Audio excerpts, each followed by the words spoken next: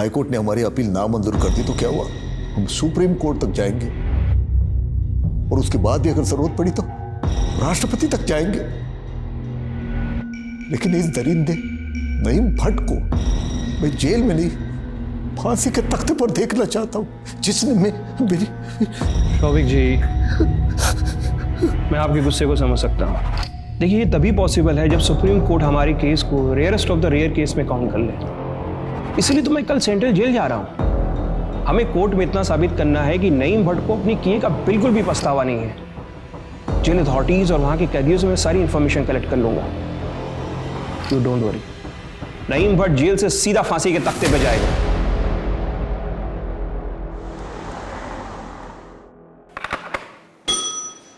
जी साहब। उमेश, कल एक लॉयर आ रहा है, उसे कैदी नंबर 52 नईम भट्ट, उसकी डिटेल चाहिए, देख लें आप।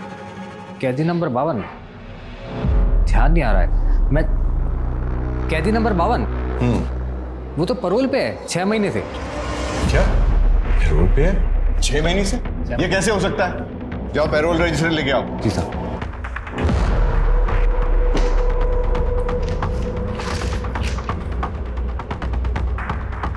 7 दिसंबर 2018 पैरोल पे कैसे हो सकता है ये? अब क्या करें साहब?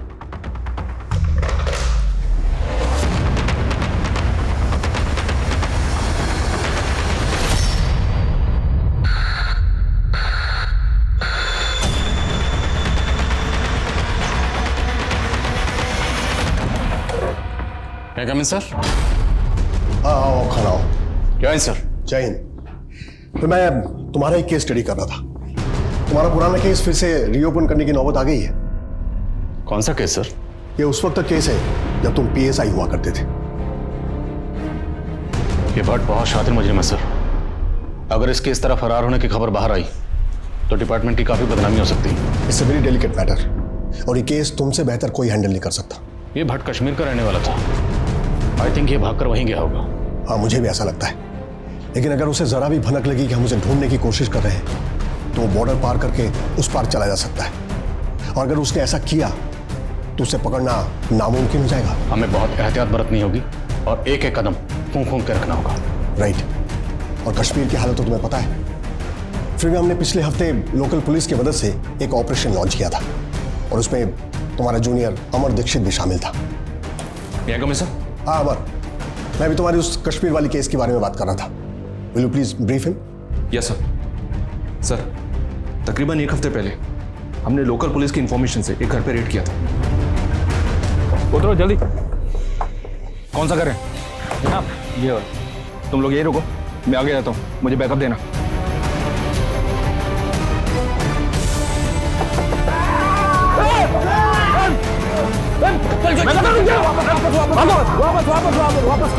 शायद यूनिफॉर्म में रेड करना गलत मूव था। हम एक और गलत मूव अफोर्ड नहीं कर सकते और ज्यादा दिन तक परोल से फरार कैदी की खबर को दबा भी नहीं सकते। अगर हमने क्विक रिजल्ट्स नहीं दिए तो ये केस सेंट्रल एजेंसी को सौंप दिया जाएगा।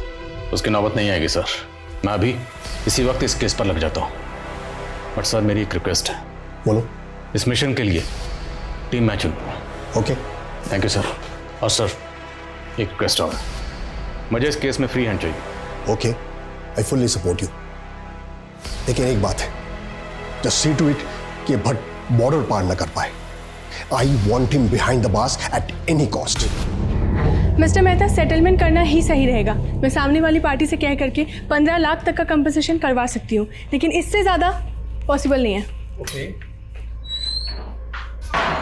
हाय मिस पायल। आप कौन? जी, मैं वो हूँ जिनसे आप यहाँ मिलने आए हैं। Abhijeet. Right. Nice meeting you. तो क्या फैसला किया आपके क्लाइंट ने कंपनसेशन के बारे में? देखिए, कंपनसेशन में जो है आपको 20 लाख।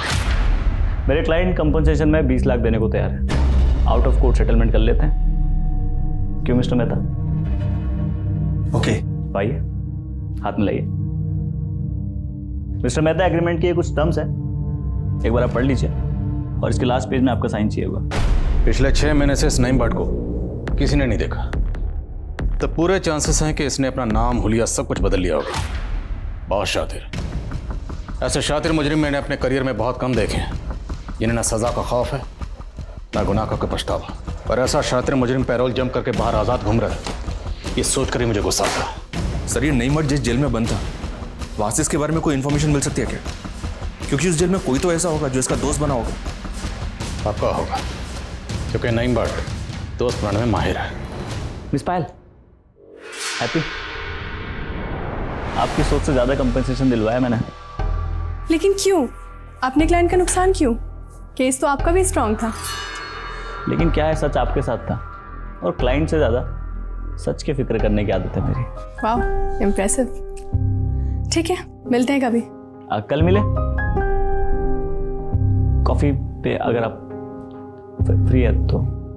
So fast? नहीं, इफ़ यू डोंट वांट, हम कभी भी, आप जब आप फ्री हो तो ऐसा, जब आप। No no, I like it. मिलते हैं कल। श्योर। साहब, मैं मानता हूं कि मैं और भट्ट एक ही सेल में 1 साल से थे। हाँ, थोड़ी बहुत दोस्ती थी उससे, पर वो अपने ही ख्यालों में खोया रहता था। अच्छा, कभी बातचीत में उसने बताया कि पैरोल पर छूटने के बाद वो कहाँ जाएगा? कश्मीर जाएगा या कहीं और? वादियों में जाने की बात वो अक्सर करता था। हाँ साहब, एक आध बार उसने बताया था कि उसके कुछ रिश्तेदार रहते हैं उस पार। उस पार? तुम भी सेंट पीटर कॉलेज से पढ़े हो? मुझे तो कभी कॉलेज में दिखे ही नहीं तुम। तो क्या है ना, क्लास में कम, अपनी गर्लफ्रेंड के ख्यालों में जाता रहता था। क्या नाम था? बताओ ना। तुम्हें क्या बताऊं, अपनी गर्लफ्रेंड को नहीं बताया आज तक। अच्छा, मतलब दैट साइलेंट लवर टाइप। तुम फट्टू हो क्या? जाओ जाके प्रपोज करो। पक्का? पक्का। आज तो प्रपोज करना ही पड़ेगा। तो लॉयर पायल, मेरे दिल का केस तुम्हारी प्यार की अदालत में रख रहा हूँ। प्लीज मुझे अपने साथ उम्र कैद की सजा सुना दो। सर, ये नईम भट्ट कठुआ का रहने वाला है और इसके कुछ रिलेटिव्स पुंछ के आसपास के एरिया में भी हैं, जो कि पाकिस्तान बॉर्डर के काफ़ी नज़दीक है। लोकल पुलिस से बात की है मैंने सर, पर मुझे लगता नहीं कि वो लोग कुछ ज़्यादा मदद करेंगे। पिछली बार हम लोग गए थे तो लोकल लोगों ने पथराव किया था।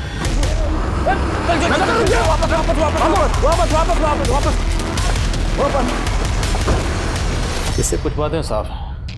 नईम भट्ट का नेटवर्क काफ़ी स्ट्रांग है, इसलिए उसे तुम लोगों के आने की खबर पहले से मिल गई। और दूसरी ये कि वहाँ के लोकल लोग नईम भट्ट को बेगुनाह समझते हैं, इसलिए उन लोगों ने पथराव किया। तो इस नईम भट्ट को हम पकड़ेंगे कैसे? पकड़ेंगे, और ज़रूर पकड़ेंगे। भेड़ों के झुंड में घुसने के लिए अगर भेड़ बनना पड़ा तो बनेंगे, पर पूरी तैयारी के साथ।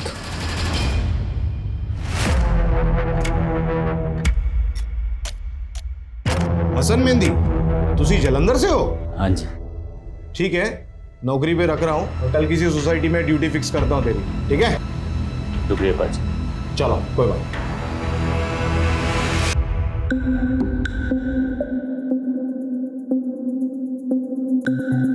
तो क्या चुनाव? मैं चुना असलम। वेल सयोर। बात को गुलफाम साहब, आपने इतने कम वक्त में हम सबको इतनी अच्छी कश्मीरी सिखा दी, बहुत शुक्रिया। अब गुलफाम साहब, अब इनके ज़बान का मसला तो हल हो गया, ज़बान से कश्मीरी बन गए। अब मसला है लिबास का, लिबास का भी इंतज़ाम करना है। आज ऑफिस में जाओ। सॉरी पायल, पर मुझे तो जाना पड़ेगा ना। क्या है कि दुबई का प्लान तुम्हारा पोस्टपोन हुआ है, मेरा नहीं। मेरा तो ऑफिस चालू है ना, और क्लाइंट को क्या बोल के मना करूँ यार? लॉयर साहब, आप हमारे लिए झूठ नहीं बोल सकते। हाँ मैडम, लॉयर हूँ, लायर हूँ। और तुम शायद भूल रही हो, तुम्हारी जो छोटी बहन निशा, जिसके एग्जाम के वजह से हमारी शादी मार्च में ना होके दिसंबर में हो रही। तो अगर हमारी शादी अभी तक हो चुकी होती तो हम दुबई में सेटल हो चुके होते और हनीमून की तैयारी कर रहे होते, नहीं? तो थैंक्स टू योर बहन, bye bye, see you. Bye.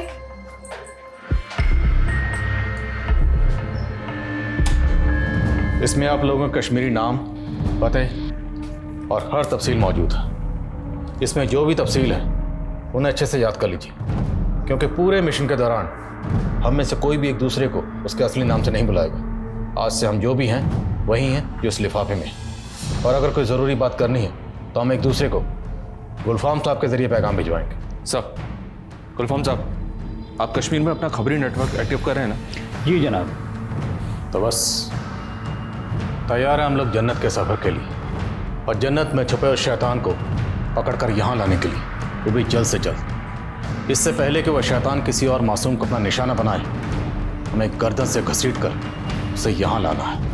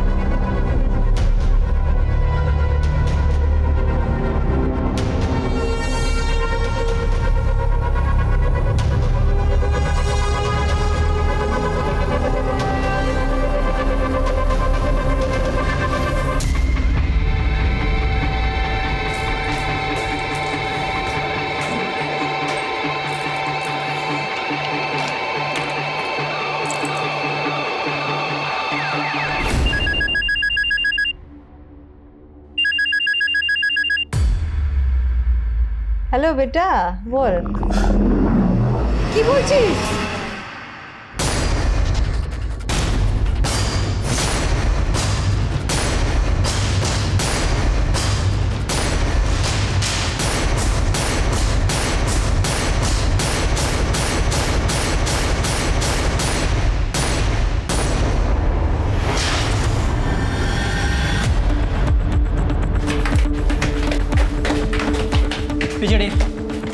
पिछड़ी अपनी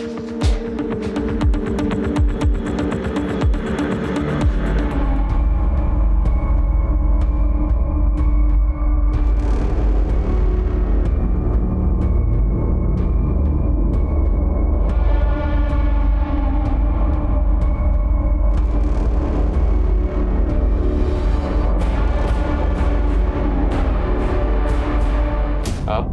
सर मैं विवेक हूँ सर, पायल और अभिजीत का म्यूचुअल फ्रेंड। जब आप घर में दाखिल हुए तो आपने क्या देखा? चाबी रखी, किचन में पानी पिया,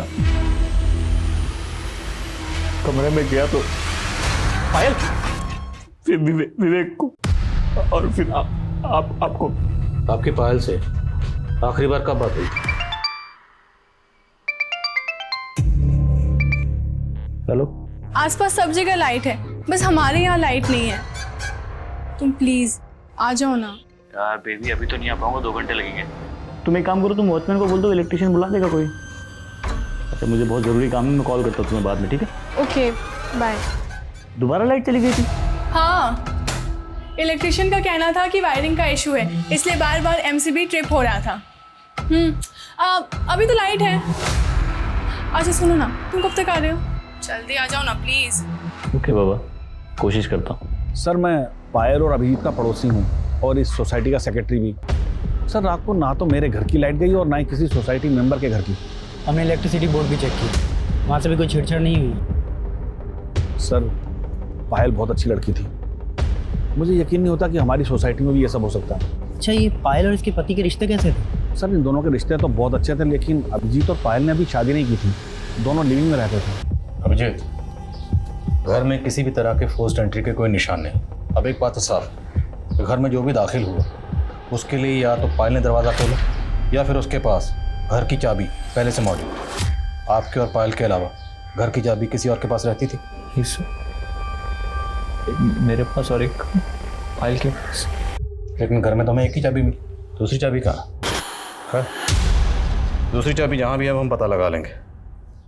अगर वो घर में हुई तो ढूंढ ही लेंगे। वैसे दूसरी चाबी घर में ही है ना। आप ये बताइए, आपने घर पर आने के बाद किन किन चीज़ों को टच किया? फ्रिज, बॉटल, ग्लास, इनके अलावा किन किन चीज़ों को? अब वकील ने इतना तो जानते ही होंगे ना कि क्राइम सीन को टेम्पर नहीं करते, टेम्पर करते क्रिमिनल। और आपने टेम्पर की, चीज़ों को छुआ, क्यों? अच्छा आप बता रहे थे कि आप ऑफिस में देर रात तक काम कर रहे थे, राइट? किसी ने देखा होगा आपको? कोई गवाह, कोई विटनेस कोई है?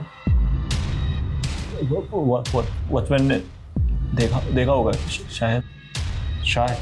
जिस क्लाइंट के केस पर आप काम कर रहे थे उस क्लाइंट का नाम तो याद होगा आपको?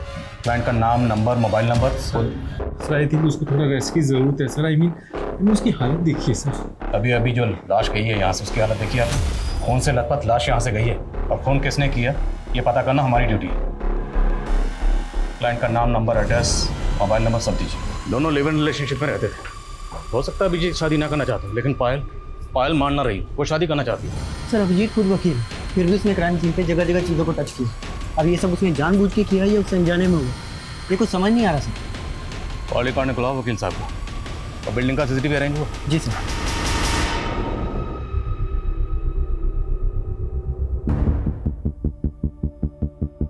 बारह बज के 21 मिनट पे ये गार्ड के साथ कोई आ रहा है, शायद ये इलेक्ट्रिशियन, लेकिन चेहरा साफ नजर नहीं आ रहा। गार्ड के साथ फिर से वही शख्स, लेकिन इस बार भी चेहरा नजर नहीं आ रहा। कौन है ये? सर इलेक्ट्रिशियन लगता है, क्योंकि 2-3 इलेक्ट्रिशियन बिल्डिंग में आते रहते हैं, लेकिन ये कौन है ये बता पाना मुश्किल है। लेकिन सारे इलेक्ट्रिशियन पास की बस्ती में रहते हैं। जरा गार्ड को बुलाइए, उसको बताओगे। सर वो तो नाइट शिफ्ट में था, अभी घर गया है। ये सेकंड फ्लोर का कमरा है, इसकी फुटेज प्ले क्यों नहीं हो रही? समझ नहीं आ रहा सर, इसे क्या हो गया? पिछले हफ्ते तो सारे कैमरे चेक करके गया था आदमी, लगता है फिर खराब हो गया। शायद खराब हुआ नहीं है, खराब किया गया। जितने भी इलेक्ट्रिशियन यहाँ पे आते हैं सबका एड्रेस दीजिए, और मुझे पूरी रात की फुटेज चाहिए। जी सर। नहीं सर, मैंने गया था कल रात को। सच बोल रहा है ना? बिल्कुल सच बोल रहा हूँ साहब।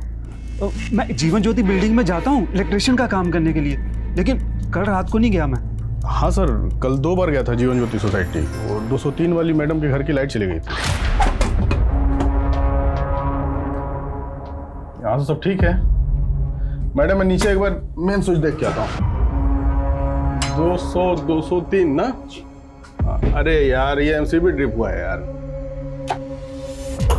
लाइट आ गई ना मैडम? हाँ भैया। अरे मैडम वो कुछ था नहीं, मेन स्विच का एमसीबी ट्रिप हो गया था, तो अभी ठीक कर दिया है, कोई प्रॉब्लम नहीं है। Okay, thank you. लेकिन आधे घंटे बाद गार्ड का फिर से फोन आया, तो जाके देखा तो एमसीबी ट्रिप हुई थी, उसको ठीक किया और फिर मैडम को बताया आप एक काम करो, कल तक के लिए ना एसी और गीजर मत चलाना, कल आके मैं पूरी वायरिंग चेक कर लेता हूँ। ठीक है? ठीक है भैया। ठीक। फिर मैं घर आ गया साहब। तेरे उंगली पे क्या हुआ? सब चोट लग गई थी। कब? कल। कैसे? सब भाजी काटते समय। जब तुम बिल्डिंग से बाहर आए थे तो निकलते हुए किसने देखा था? हाँ साहब, वो देखा था ना, वो गार्ड अहमद ने देखा था। सब उसके पास मेरा 500 रुपया उधार है साहब, दे नहीं रहा है। आप लोग बोल देंगे तो दे देगा साहब वो। देख, अगर मुझे बाद में पता चला कि तुमने कुछ झूठ बोला था या छुपाया था, तो एक बात याद रखना, मैं बत्ती गुल नहीं करूँगा, पूरा फ्यूज उड़ा दूंगा। शहर छोड़ के कहीं मत जाना, समझ गए?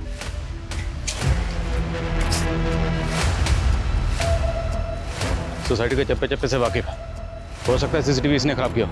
कॉल रिकॉर्ड्स निकलवा इसका।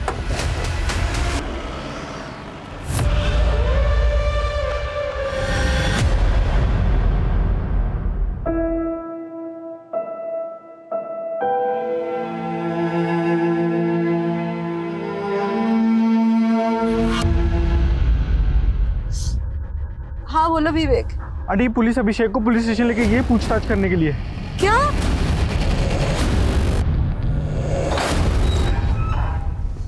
तो वकील साहब, प्लानिंग तो बड़ी तगड़ी की। पहले देर रात तक ऑफिस में रुकने का बहाना किया, फिर चुपके से आके पायल का मर्डर किया, उसके बाद माँ को फोन किया, दोस्त को फोन किया, और उसके बाद बुलाया हमें। ये क्या बोल रहे हैं सर आप? पायल जिंदगी थी मेरी, मैं क्यों मारूंगा उसे? यही पूछने के लिए तो बुलाया कि क्यों मारा उसे। और ये एक्टिंग मत करो, एक्टर नहीं है, वकील। फिर भी क्राइम सीन को जानबूझकर टेम्पर किया, क्यों? सर मैंने जानबूझ के कुछ नहीं किया।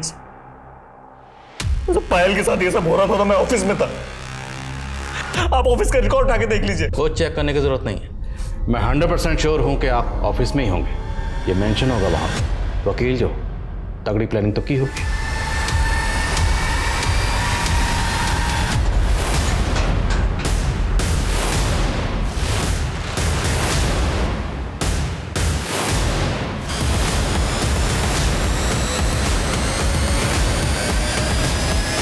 तो घर कितने बजे पहुंचे? सर कितनी बार बोल चुका हूँ मैं आपसे, 4 बजे के आसपास। तो 4 बजे के आसपास जब आप अपने घर पहुंचे तो एंट्रेंस पे जो सीसीटीवी कैमरा लगा हुआ है तो उसमें आपकी गाड़ी आते हुए नजर क्यों नहीं आ रही? गेट नंबर 2 से आए। एग्जैक्टली 2 नंबर गेट से। क्यों? क्योंकि आपको पहले से पता था कि 2 नंबर का सीसीटीवी खराब है। मुझे कैसे पता होगा सर? कोइंसिडेंस हो सकता है। कोइंसिडेंस? जिस गेट से आप एंटर हुए वहाँ का सीसीटीवी खराब, जिस लॉबी में गए वहाँ का सीसीटीवी खराब, जिस फ्लोर पे आप रहते हो वहाँ का सीसीटीवी खराब, और बाकी बिल्डिंग के तमाम सीसीटीवी चल रहे हैं। वकील साहब, इसे कोइंसिडेंस नहीं, इसे कहते हैं प्लानिंग। कैसे समझाऊं सर आपको? मैंने कोई प्लानिंग नहीं की।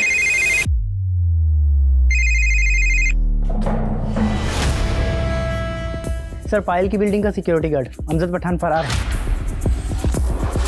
जिस सिक्योरिटी एजेंसी ने अहमद पठान को हायर किया था वहां से उसकी पूरी डिटेल्स निकलो।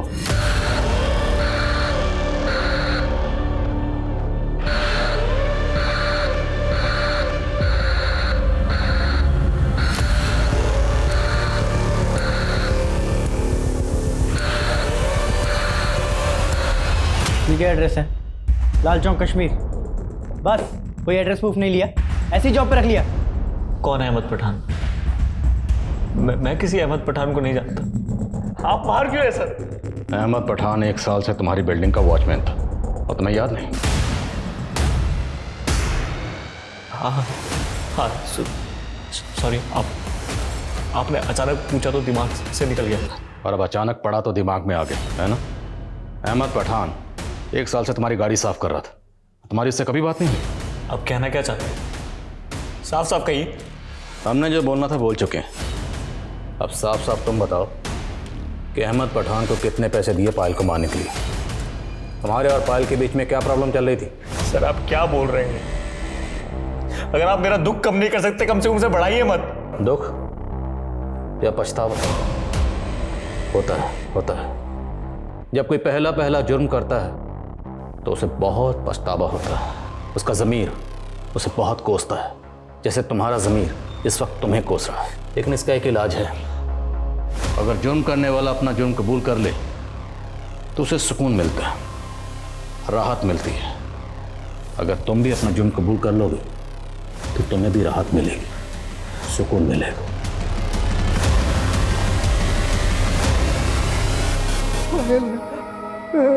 क्या हो गया भाई?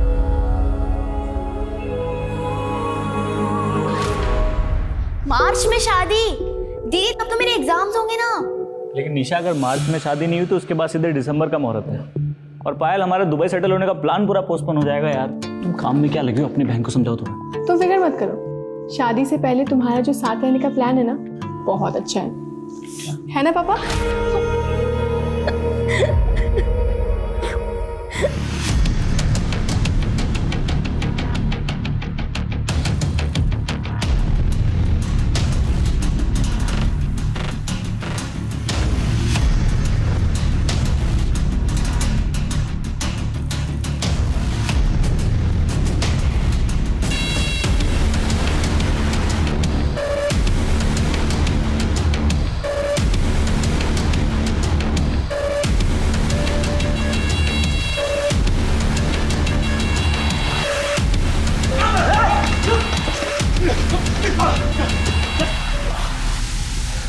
अहमद पठान, अभी तो सिर्फ तेरी टांगे तोड़ी, अगर सच नहीं बोलना तो पूरे जिस्म की हड्डी पसली एक कर देंगे। मारना है तो उसे मारो जनाब, जिसके कहने पर मैंने उस लौंडिया को मारा। किसके कहने पर? अभिजीत।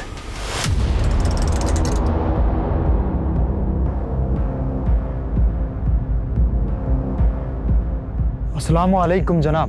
वालेकुम अस्सलाम। क्या हाल है? सब खैरियत? घर में सब ठीक है? देखो कैसा मौसम ठंडा हो गया। हाँ सर। और क्या खबर? जनाब नईम भट्ट का कुछ पता नहीं चला। जनाब उसका एक चचेरा भाई भी है, यहीं रहता है पास में। नाम क्या? इरफान भट्ट। जनाब, नईम भट्ट का खास जिगरा है इरफान भट्ट। दोनों आजकल आसपास नहीं दिखते, लेकिन इरफान भट्ट मुंह छुपा के फिरता है। अगर आप उससे पूछेंगे तो शायद वो कुछ बता दे नईम भट्ट के बारे में।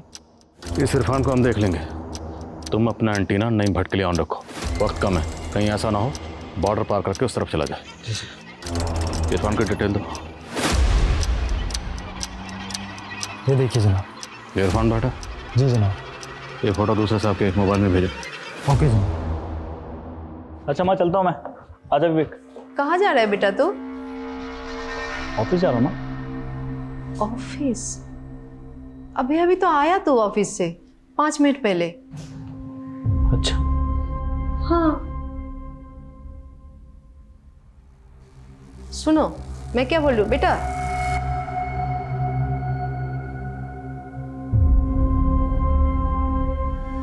हाँ बेबी, आसपास सब जगह लाइट है, बस हमारे यहाँ लाइट नहीं है। तुम प्लीज आ जाओ ना। यार बेबी अभी तो नहीं आ पाऊंगा, 2 घंटे लगेंगे। तुम एक काम करो, तुम वॉचमैन को बोल दो इलेक्ट्रिशियन बुला देगा कोई। आंटी ये रिपोर्ट आई है, डॉक्टर ने कहा है कि अभिजीत बहुत डिप्रेशन में है। पायल की डेथ का उसके ऊपर बहुत गहरा असर हुआ है। डॉक्टर ने कहा कि कोई तो बात है जो उसे अंदर अंदर खाई जा रही है और जिसे वो एक्सप्रेस ही नहीं कर पा रहा।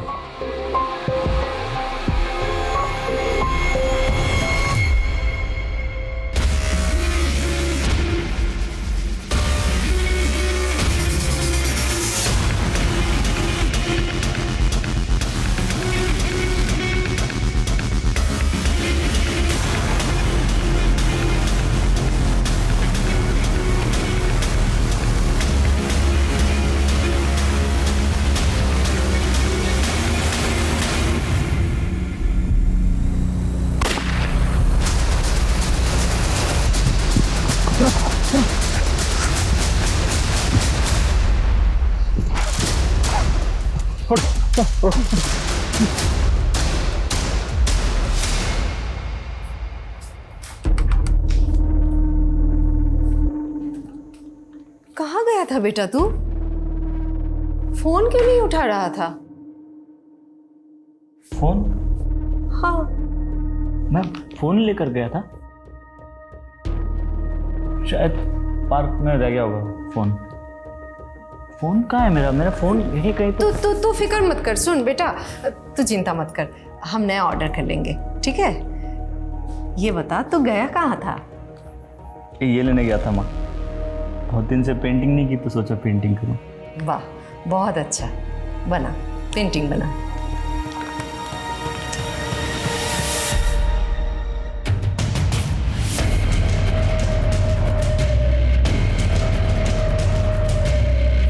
अरे अभिजीत, अभिजीत क्या लो? क्या हुआ अभिजीत को? कैसी तबीयत अब? मेरी बात हुई है अंकल डॉक्टर से अभी। उसे इन्फ्लेमेटरी ब्रेन डिसीज हुआ है, उसकी मेंटली हालत बहुत नाजुक है अंकल।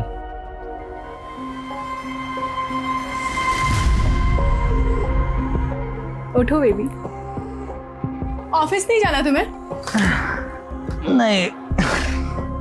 कितने लेजी हो गए हो तुम। ना ही मुझे उठना है, ना ही तुमसे दूर जाना। सुबह सुबह बहुत रोमांटिक हो गए थे। तुम मेरी लाइफ का वो ब्यूटीफुल ड्रीम जिसे मैं कभी भूलना नहीं चाहता। I will never leave.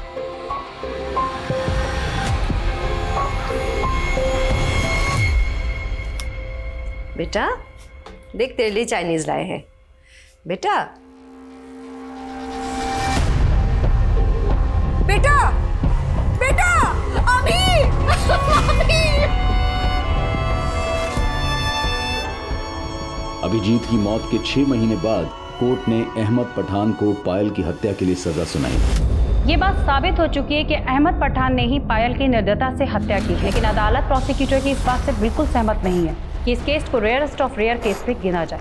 Ahmad Pathan का जुर्म बेवजह नहीं था, क्योंकि उस रात पायल ने छोटे कपड़े पहने हुए थे, जिसे देखकर अहमद प्रोवोक्ड हुआ और उसने अटैम्प्ट करके उसका मर्डर कर दिया। इस केस के लिए अकेले अहमद जिम्मेदार नहीं है, इसलिए अदालत उसे उम्र कैद की सजा सुनाती है।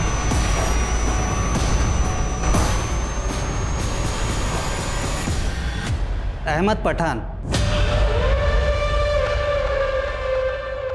तो तुम्हारी माँ का ट्रीटमेंट चल रहा है। तुम्हारे बारे में किसी भी तरह की कोई कंप्लेंट नहीं है जेल से, और तुम्हारा बर्ताव भी बहुत अच्छा है, इसलिए मैं तुम्हें पूरे 90 दिन का पेरोल ग्रांट करता हूँ।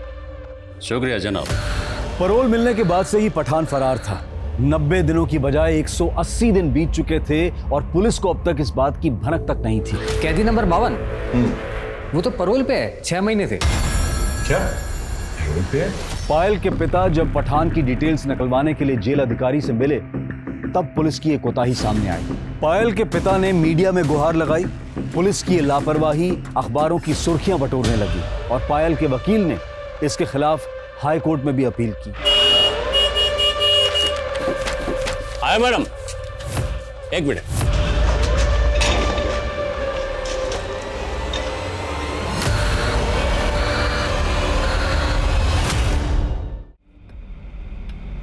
माफ़ करना जनाब, पिछली बार मेरी गलत इन्फॉर्मेशन की वजह से आपकी जान खतरे में पड़ गई थी, लेकिन उस गोली पर इरफान भट्ट का नाम लिखा था।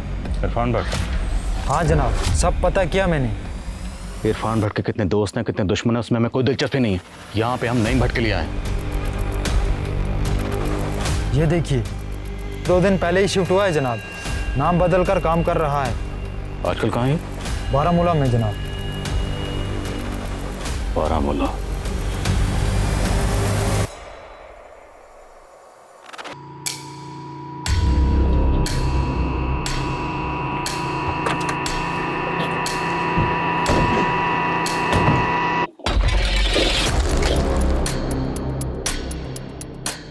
बोलता है ब्रदर, मैं सा खुशखबरी चोने खातिर वालसा जोड़।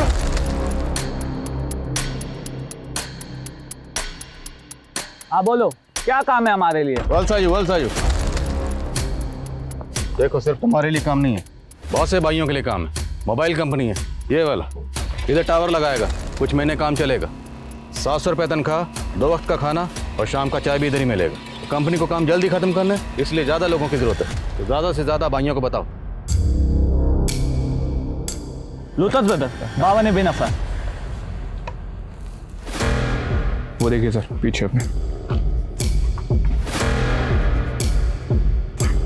ये वही है। वही है, पकड़ लें इसको। अब आए हैं तो इसको लेकर तो जाएंगे, बस थोड़ा सब्र करो।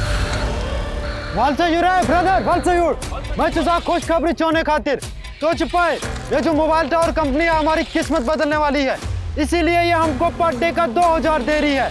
इधर आके अपना अपना नाम लिखवाओ। नाम लिखवाओ, फटाफट नाम लिखवाओ। अरे ब्रदर, तुम काहे करो, क्या इधर आओ। अरे हमारा बहुत अच्छा कंपनी है, आ जाओ आ जाओ ब्रदर, आ जाओ आओ आ जाओ। हम तुम्हारा भी नाम लिख दिया ना। हाँ। आ जाओ, हम तुम्हारा भी कार्ड बनवाएगा।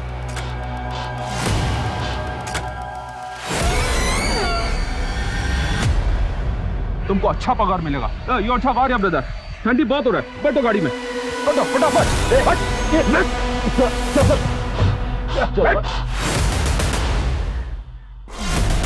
आपको पहले कहीं देखा है? कौन हो जनाब? और सटे नईम भट्ट और अहमद पठान। ये जन्नत तेरे जैसे शैतान के लिए नहीं, इसलिए तुझे घसीट कर यहां से निकालने के लिए आए। चलो। बहुत देर कर दी जनाब आते आते, हमको मालूम था एक न एक दिन जरूर पकड़ोगे, पर पिछले टाइम से ज्यादा परेशान किया आपको। कितनी बार कहूं जनाब आपको, अभिजीत ने ही मुझे फोन करके उस पायल को मारने के लिए कहा था। हमने सब पता लगा लिया। अभिजीत ने कभी तुझे ऐसा कुछ नहीं कहा और ना ही उसने कभी तुझे फोन किया। अब बोल।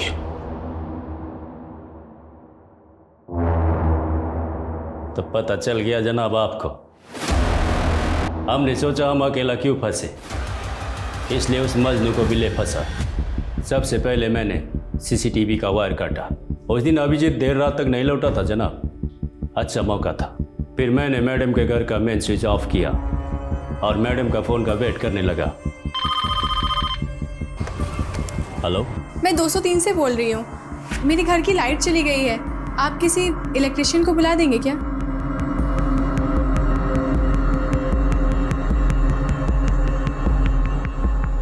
पहली बार बिजली गुल किया तब मैं चाबी लेने में नाकामयाब रहा जनाब, इसलिए दोबारा बिजली गुल करनी पड़ी। क्या भैया, बार बार लाइट जा रही है।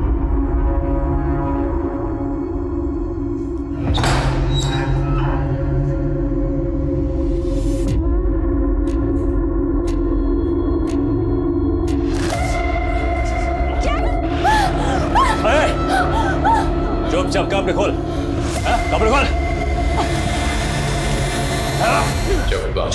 तीसरे माले में। क्या बिगाड़ा था उसने तेरा?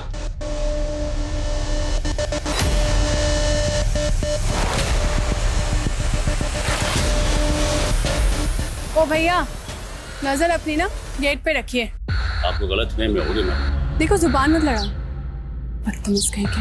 थोड़ा सा उसके बदन को देख लिया तो इसका बदन घिस गया। एक औरत होकर आदमी को सुनाती है। उसकी बातें अंगार की तरह चुप रही थी, इसलिए हमने तय कर लिया कि हम उसके गुरूर को तोड़ के रहेगा। इस केस ने सुरक्षा नियमों और पैरोल सिस्टम पर कई सवाल खड़े किए थे। इस केस के बाद ही सुरक्षा कर्मियों और डोमेस्टिक हेल्प्स की भर्ती के लिए स्ट्रिक्ट गाइडलाइंस जारी की गई। सिक्योरिटी एजेंसीज को जवाबदेह बनाने के लिए एड्रेस वेरिफिकेशन और बैकग्राउंड चेकिंग को अनिवार्य किया गया और साथ ही रेप और मर्डर जैसे संगीन अपराधों से जुड़े कैदियों को पैरोल ना देने का फैसला लिया गया। यह प्रावधान भी पारित किया गया कि अगर किसी असाधारण स्थिति में किसी अपराधी को पैरोल पर छोड़ा जाए तो उसकी अवधि 90 दिनों से अधिक नहीं हो सकती है और पुलिस उन पर कड़ी निगरानी रखेगी। पायल के परिवार को अपनी बेटी की कमी हमेशा खलेगी और शायद उन्हें इस बात की तसल्ली भी होगी कि पायल का केस वो जरिया बना जिसने सुरक्षा के नियमों में मौजूद खामियों को उजागर किया और उनमें परिवर्तन भी लाया। अब मैं अनूप सोनी आपसे विदा लेता हूं, फिर मुलाकात होगी क्राइम पेट्रोल सतर्क में एक और नए केस के साथ। तब तक अपना और अपने परिवार का ख्याल रखें, सतर्क रहें, सुरक्षित रहें और देखते रहें क्राइम पेट्रोल सतर्क। जय हिंद।